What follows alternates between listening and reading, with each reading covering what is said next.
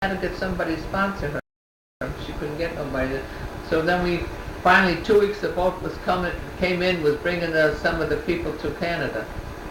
So that's when we got on the boat and we went to Canada. Of course, where did we land? In one of those pilgrims camp. You know, people coming in from Europe, just like here in Ellis Island. Yes. Well, it's the same thing. So we stayed in Canada.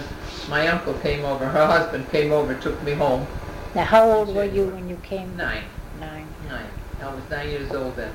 But all that other stuff was happening between 2 and 9. See, I don't even remember my father.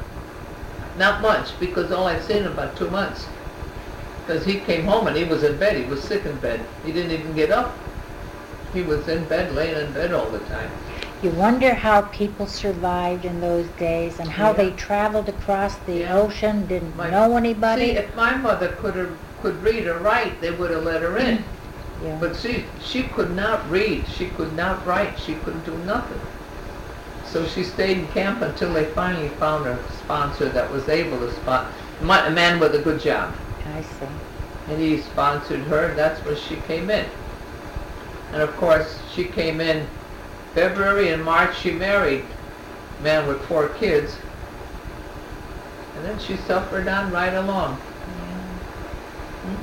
And you know, it was hard living in Poland there, because after the war, my mother she built a house on their own land, but we had no water. So she had to go next door neighbors to a well to bring water. You know, bring it by the pails and cook that way. Very hard. And yet they managed. No outhouse, no nothing. And our barn was attached right to the house for our horse, and our cow was right there.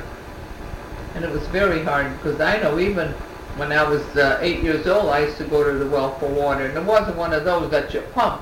It was one of those that had a pail, bucket. Yeah, you hang it onto a hook. That's the kind. Then you take the hook. There was a wood, you know, like a wooden handle. And then you scoop it and you bring it up. Well, one time I went after the pail. Oh, gee!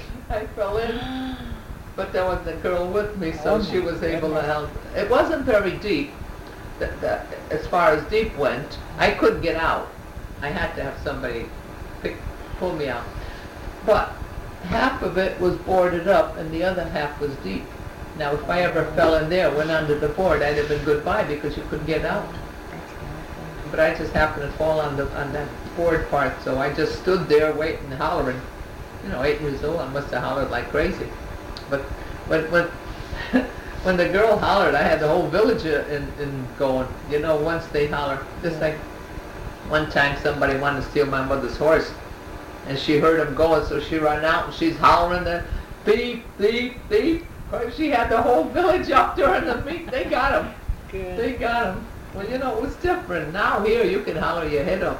People don't get involved. Yeah. No, they don't want to get involved. You know, we get so wrapped up. Like I was saying this morning, what did we do before we had paper towels and paper napkins and scotch tape and God, you didn't know those things. No, and yet you lived.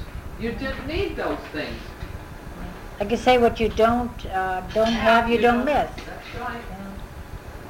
But you think back, what a wonderful television story this would make. You know, just. Well, you know, with my mother, when we were going to this supposedly farm, we were like in a, well, I don't know what you would call it. It was like a motel, or maybe somebody was letting out rooms. I remember my mother was a young lady then. She was a beautiful girl.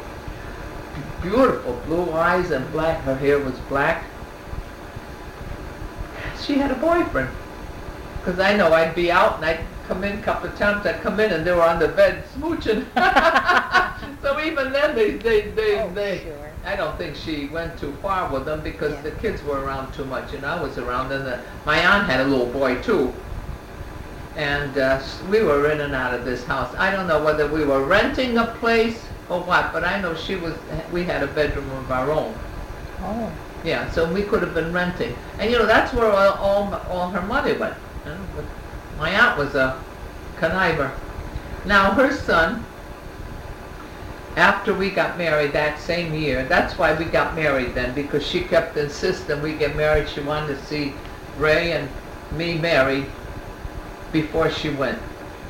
She liked him so much, she thought so much of him, she thought he'd make a good husband for me, and she wanted to see me married. If I'd have known, if she was here, I'd have spit in her face now, but I didn't know any better. So anyway, they went to Europe, and the boy went to school there. That was after the war already, you know, well, in 1928. And then he started going to college, he was going to college, studying to be a doctor. Well, when the war broke out, they were taking all the college boys. The Russians were taking all the college boys into the Russian army. Because where we live, well, they were around Krakow anyway, not Krakow, but Warsaw. And it's not that far from Russia. But she was living, not in our village, the village next door, because our property was taken up by my uncle, Ray knows that you're my uncle, because he used to be on the farm. But when they did that, then he ran away from college, and he went across the country. He went to England, and he joined England. He had his service in England. And then when the Americans found out, I suppose he had to give out his history, that he was an American citizen, they took him to join the service there, you know, American service, and he did. And with a college degree, he became a captain, and he finished school, and he became a doctor. So he went out to California, and he married a Polish girl out there. I think she was a nurse, if I'm not mistaken. And he was a doctor. He's retired now. Now, one of his sons, I think he had 2 or 3 sons, one of his sons is a doctor. If I ever get out to California, I'd like to visit him before he dies. Sure. When you married Uncle Ray, what was he doing? Was he still on the farm? Yeah, yeah. And you know, when he got married, of course, he came to live with us in our house. With your mother, you and your mother? Yeah, with my mother. We had the downstairs bedroom. He had nothing. He had to go look for a job. I don't know about the same week or the week after, I don't know. He had to look, so he went to what could he do? He went to the farm, and he was working on the farm during the summer months for a while, until he got to GE, and he got a job there. I see. And you know what? I was working in GE, and he was working in GE. We'd be working till 5 o'clock. You know what? When I was married to him, you know what, I turned against him, because, you know, it was a confining thing. Oh, yes. You know, it was just terrible. When I'd get out of G, I'd run like hell so he wouldn't catch up and walk home with me. Isn't that awful? Well, and I used to take days off, and I'd go swimming with the girls and the guys. Well, look at what you missed. You had no childhood, no freedom, and you got married so young. Well, he said a lot of times he felt like leaving, because I was rotten. You know, I was going off with others. I wasn't doing anything wrong, but I was having a good time. Yeah. So he said a lot of times he wanted to leave. But what the heck? These marriages that you are fixed up by the old people, you know, that was so wrong. Awful. When I think of it, of course, after I got pregnant, but then I had to come down. I couldn't do nothing. Yeah. And I had a terrible pregnancy and a terrible birth. Did you? Yeah. Oh, I was all swelled up and everything. So nothing happened to me. I was going to have a midwife, but then she got scared and she got a doctor for me. Good thing. Yeah. Yeah. But she got scared because I was a mess. For a 17-year-old to be looking like that when you're pregnant. My feet were big. Oh, terrible. I'll never forget it. So did you have Tracy in a hospital, or did you? No, I had a home, but I had a 24-hour nurse. They came in the morning, they stayed until the baby was born. They stayed with me. Did you have a long labor? A couple of days. Oh, dear. Yeah. very hard. This with Ray, it wasn't easy. It wasn't hard at all. I mean, I started, went in the hospital in the afternoon. He was born around midnight, so it wasn't bad. The only thing, this one here, I had a doctor that, he was the head doctor, head heart doctor or something. He was my doctor for the baby. He left the hospital every 15 minutes. He was calling up, how far is she? You know, they had to stick the fingers in to see how many fingers or whatever. I used to burn up, because that was a pain, and that was painful. After first every half hour, and towards the end, he kept calling every 15 minutes, because he said he wanted to make sure he's there before I go into real labor, you know. And I never had nothing. He wouldn't give me nothing. And I even cut me a little bit because for the baby to come out. And sewed me up, he gave me nothing. I howled like hell at him, but he said, no, I'm not going to take any chance of getting pneumonia, because that's what they said. I don't know. And yet, when Tracy was born, I either passed out or they gave me something, because I don't remember towards the end, because it was so bad. So I don't know whether I passed out or they gave me something. That I do not remember. And I wasn't smart enough to ask. I was so bad it was over. I didn't give a damn. You don't care. No, I didn't care no how. Well, you've got a lot to look back on. Yeah.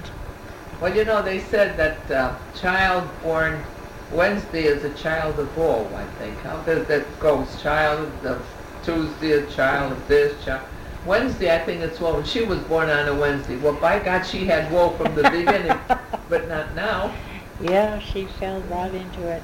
It's so nice that she could marry for love, and that John is such a wonderful provider, and he has a nice life. If she had to work like we have to work, I don't think she'd have lasted too long. Because she does have a heart murmur. Yes. And the doctor and then when she was sick, we had blood given to her. And the doctor said that was the worst thing that could have happened. It's a wonder we didn't kill her. You know, now they match the blood more so. Over there, they try to match it, but they couldn't match it the way they do now. And we had our butcher, a great big Italian guy, husky, and then our neighbor's another big guy. He gave blood. I think she had 2 or 3. We couldn't do it. They wouldn't take it from us.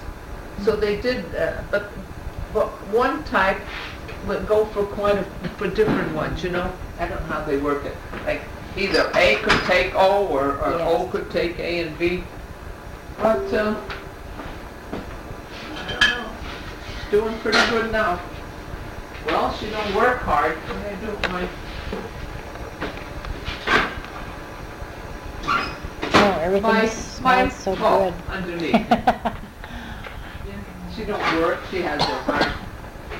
Well, she does a lot of housework now, but... Does she have help come in? Oh, yeah. She had a woman, in that big house, she had a woman twice a week come in and do all the work. My. Her washing, she did herself. But the woman used to, she had put too much water and come out. And vacuum and out and never dry it up.